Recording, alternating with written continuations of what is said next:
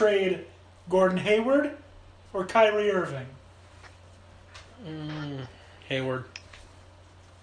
You think Hayward? Yeah. I think... I'll let you guys go first, and I'll tell you what I think. Hayward, Irving, who's more likely to be traded by the Celtics? No, this is assuming that they go for this trade for LeBron. For anything. If they were going to trade one versus the other, probably Hayward. I don't see them trading either, though, but I would say Hayward would be the one they want to trade more than anything else. Yeah, More injury. I think Hayward is the more tradable one. Possibly even if that were for LeBron. Like, I know, Kyrie might get annoyed that, he went to be his own star and there's LeBron, but the fit would just be, like, too good to let go, if I'm Danny Ainge. So, I think Hayward. I'm going to go opposite. I think Kyrie. I think specifically for the trade of Kawhi Leonard, San Antonio says, we'll give you Kawhi, but we want someone that can run the floor in his place. And I would trust Kyrie to run the floor more than Gordon Hayward. If you're taking a swing like that, I see where you're saying it. But I think that, like we said, Hayward's the more tradable option. If they had a choice of who they'd want to trade. I mean, if you it's also got to think the injury. Who's more tradable after that? Yeah, but, you may not get a lot for them, but if they're going to trade one of them, I don't think they want to trade either one of them. But if they're going to, it seems like they could shop around, maybe not get a ton back, but something for Gordon Hayward. Hey, Boss, we got to get rid of one of these two. Who are we going to trade? It's pretty obvious. Get rid of the flat earther. Well, yeah. Anyway, I think it's Kyrie. You guys, it may be Kyrie too, because the guy could be like, "This is Boston. They eat up white basketball players here. You know how many jerseys we're selling?" I mean, it's like Boston is like the most racist sports city in the country. Yeah. It's got a history of supposedly being racist. You say history, I say present. Well, that's debatable. The most racist city in the country being Boston, I have sports. Very high doubts most racist about. Sports city. I still have high doubts about, but yeah, they definitely have a little bit of a checkered past. Just very likely just because of some bad apples, but yeah, not something you want to see. Makes the rest of the fan base look horrible. Mm-hmm. But I mean, I hate Boston anyway, so it works. All right, two more guys, and then we really got to get moving because it's getting late already. We've taken a whole lot of time on this. More likely, Knicks find a way to trade Joakim Noah, or Knicks cut Joakim Noah. I say they find a way to trade for him. Don't expect more than a bag of nuts. Yeah, I think trading him is kind of a pipe dream. At least this year. Maybe next year he'd be an expiring that we could get rid of for something, but might be able to trade him for like a third-round pick or something. Those don't exist. Exactly. Yeah. Basically, for a team that can, so they can just hit the minimum on the salary. The Oakland A's. Yeah. Exactly.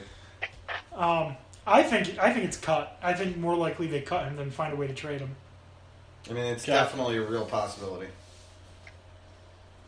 All right. Cut.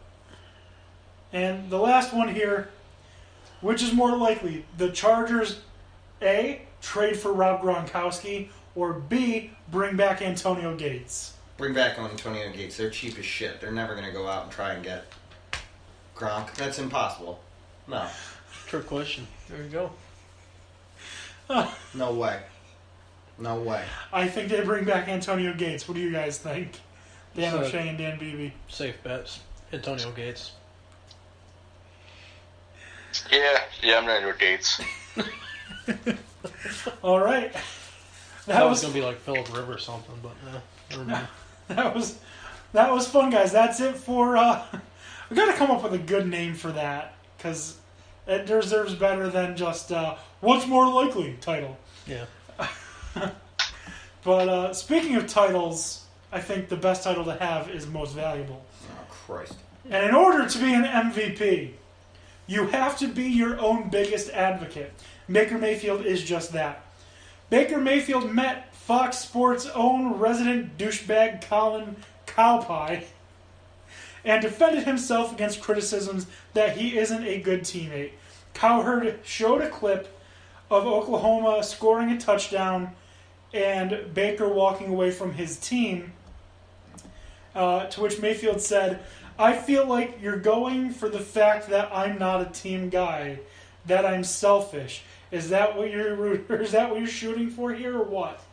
Mayfield claims that he was simply walking toward the cheerleaders, the band, and the fans to cheer with or to celebrate with them. Mm-hmm. Now, sticking up for yourself, sticking up for your fans, showing vested interest in your fans' enjoyment in the game. That is why Baker Mayfield is your 2018-2019 NFL MVP.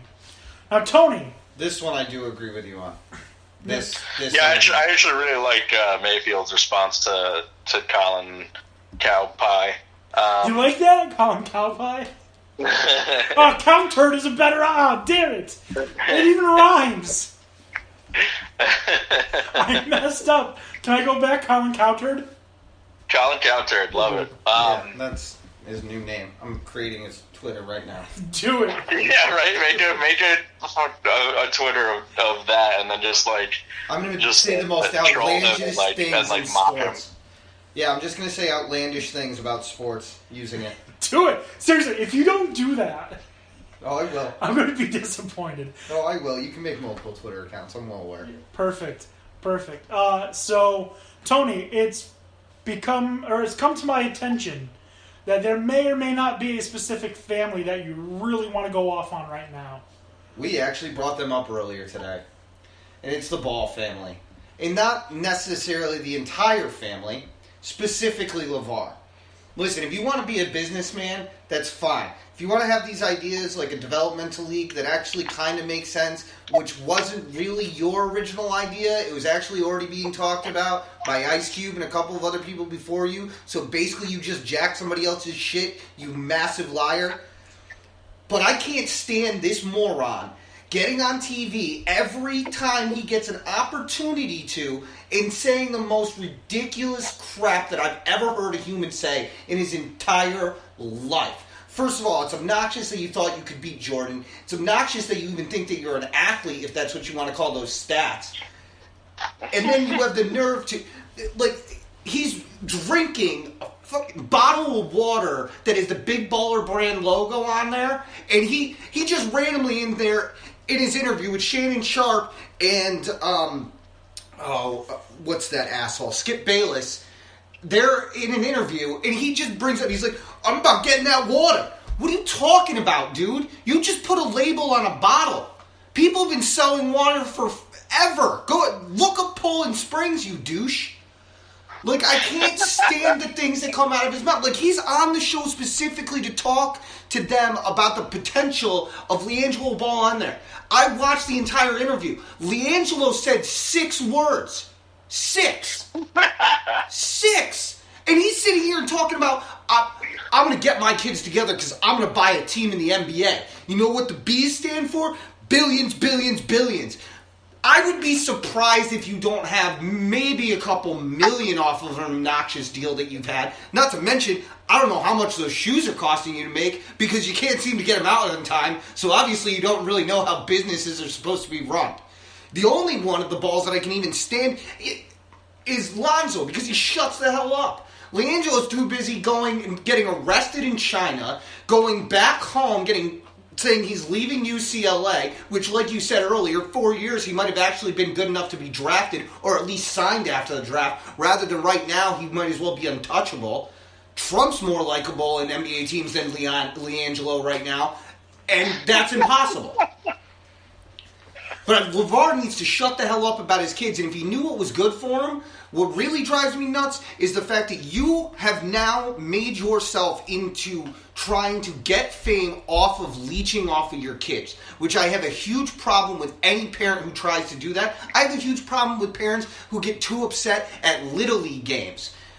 Don't try and make your kids something that you need them to be so that you can feel better about the crap life you've produced so far. Shut up, try and run your business. If you want to do certain sound bites, fine, but don't do it through trying to exploit your kids because your life was garbage. All right, there you. I've come up with a name for this. Can we see if we like this? Tony's I can't rant.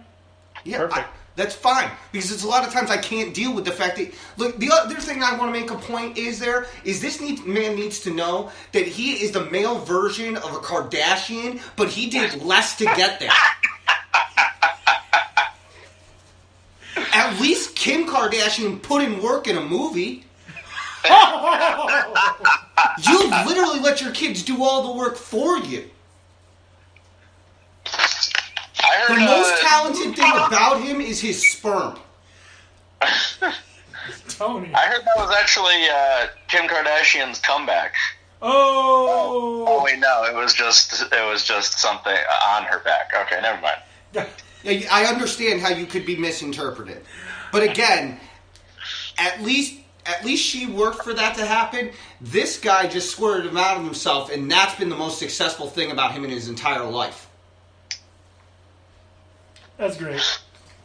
Love it. Tony, again. And now he's screwing up his children's lives. Like, Lonzo made it because he was able to avoid the disaster that was his father until he was able to be drafted. These two kids never had a chance. Those poor bastards. Yeah, I gotta agree on LeVar out. I bought 2K18. Oh, is he in it? He's not like in it heavily, but like you do like this My Player thing where you're a young new NBA person and he texts you and he texts you ridiculous LeVar sounding things.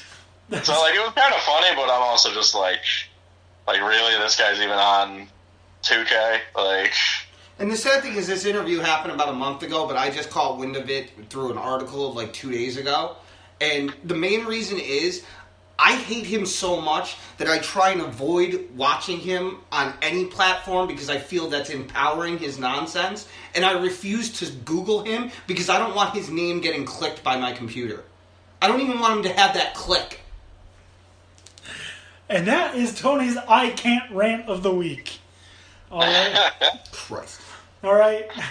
So now we're going to move on to my personal favorite part of the episode, Sports Tweets of the Week. All right. All right. And we're going to start with NBA on ESPN. They tweeted a photo. What could have been for the Nets?